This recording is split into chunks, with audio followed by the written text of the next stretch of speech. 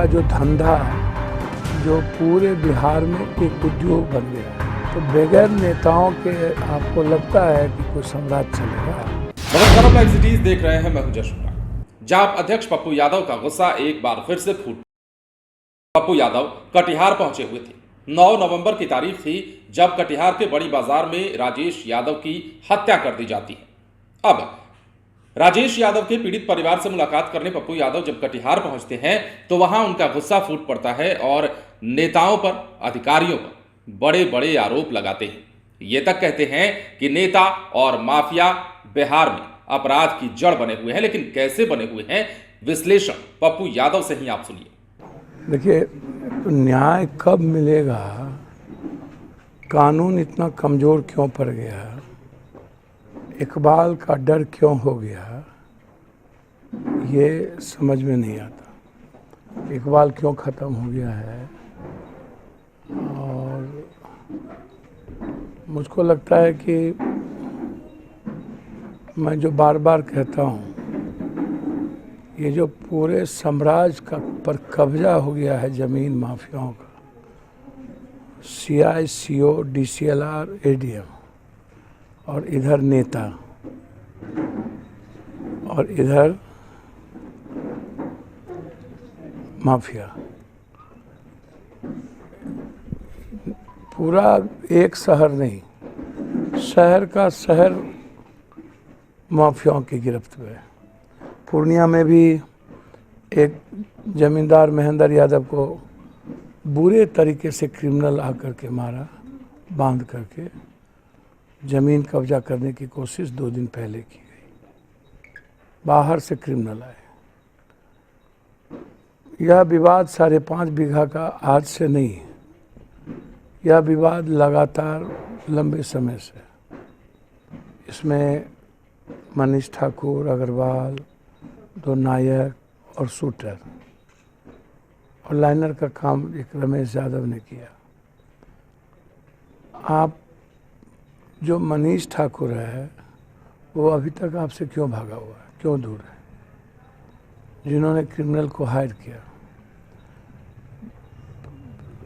साक्ष्य के लिए शूटर का गिरफ्तार होना बहुत जरूरी है। और शूटर की गिरफ्तारी यदि आपको FSL के टीम से लेकर जितनी टेक्निकल आपको टीम है, मोबाइल का लोकेशन है, हम तो 8:30 बजे किस किस व्यक्ति का उस चौक पर मोबाइल है, इससे तो आप पहुंच सकते हैं ना उस तक। क्रिमिनल का चेहरा नहीं आ रहा है, चेहरा नहीं आ रहा है, मोबाइल तो होगा ना। कितने मोबाइल उस वक्त थे? मनीष ठाकुर की किस किस से बातचीत हुई, अग्रवाल की किस किस से बातचीत हुई? कॉल डिटेल तो निकाला जा सकता है ना, कॉल डिटेल निकालिए।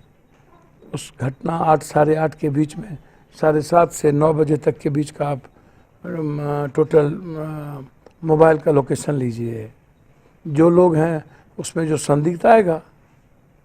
पॉलिटिकल कनेक्शन भी कुछ है क्या? पॉलिटिकल सर, मैं एक बात मैंने कहा कि ज़मीन का जो धंधा जो पूरे बिहार में एक उद्योग बन गया है, जैसे बालू, शराब और ज़मीन, ये 3 उद्योग हैं अभी बिहार में। बालू में भी नेता पदाधिकारी माफियाओं की मिली भगत, शराब में भी सबकी मिली भगत, और ज़मीन में महामिली भगत। तो बगैर नेताओं के आपको लगता है कि कोई साम्राज्य चलेगा? तो ये जो, और बिना पदाधिकारी के मिली भगत के साम्राज्य चलेगा? जब 50 लाख रुपया इनको देने के लिए तैयार था, बार बार धमकी दी जा रही थी, बार बार एक दिन पहले भी आकर के धमकी दी गई। उनके भाई बहुत ज़्यादा मेंटली थोड़ा मजबूत नहीं हैं।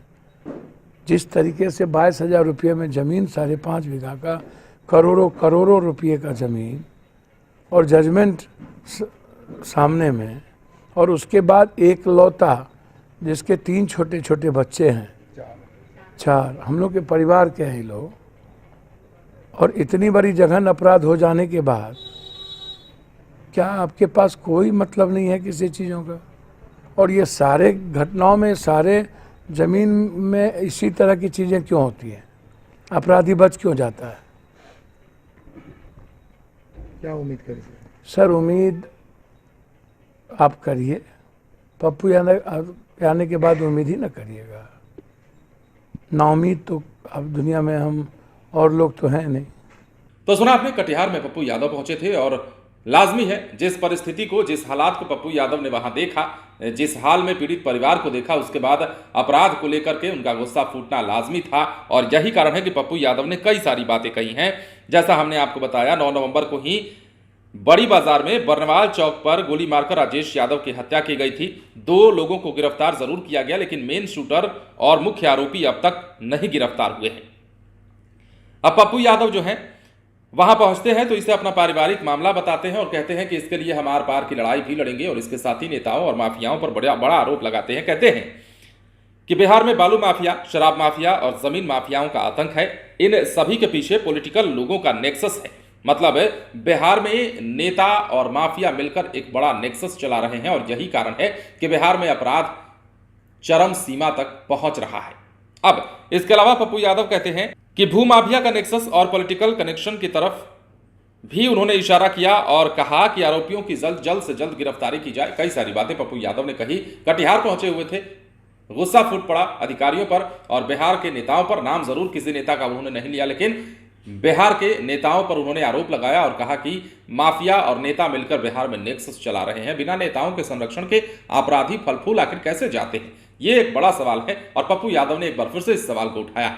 बने रहना एक्सिटीज के साथ। यदि अब तक आपने हमारे चैनल को सब्सक्राइब नहीं किया है तो सब्सक्राइब कर लीजिए। धन्यवाद।